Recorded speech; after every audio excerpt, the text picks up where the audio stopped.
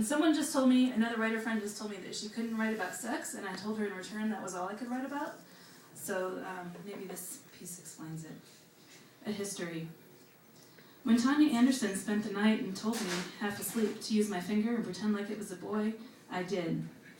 Watching a movie with my mom, Dolly Parton says sax. When I asked Mom what it meant, and she checked out a series of books from the library, I knew what sex was, just not sax. I don't remember my first kiss. I do remember Tony Kilbo, though, filling me up for the first time in Jackson Park after crawling through a pipe to an empty storm drain.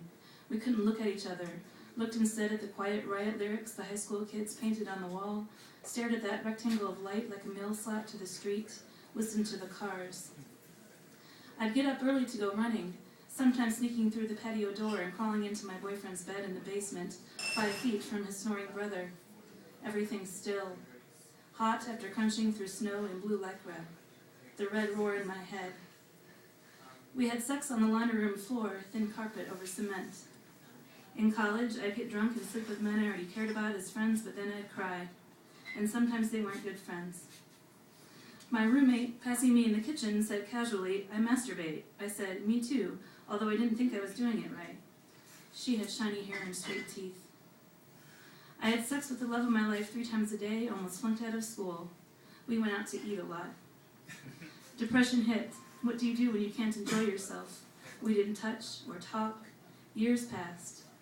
Finally, I realized he masturbated in the shower. No signs around the house. I had assumed because I wasn't, he wasn't either. I'd turn away and cry. Age 25, 26, it became cool to have sex toy parties like Tupperware, but this was too late. Almost as late as my mother on the stairs, talking about sex for the first time since Dolly. I was 17. 29. The first by my hand alone. 20-fucking-9. For Christ's sake. I guess I should be thankful I know even now.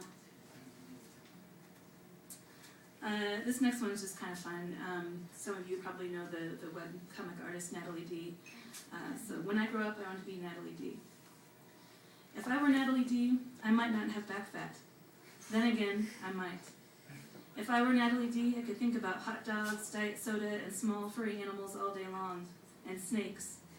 I could draw pictures of myself with fistful of tampons in the air. If I were Natalie D. and she were me, I would have a boyfriend and smoke, and my boyfriend and I would smoke together. Hamburgers would have wings. Cupcakes would have fangs. If I were Natalie D., I would think things like, it is bucket day every day, and cactus, not much better than no cactus. I could have a penis or go into space anytime I wanted.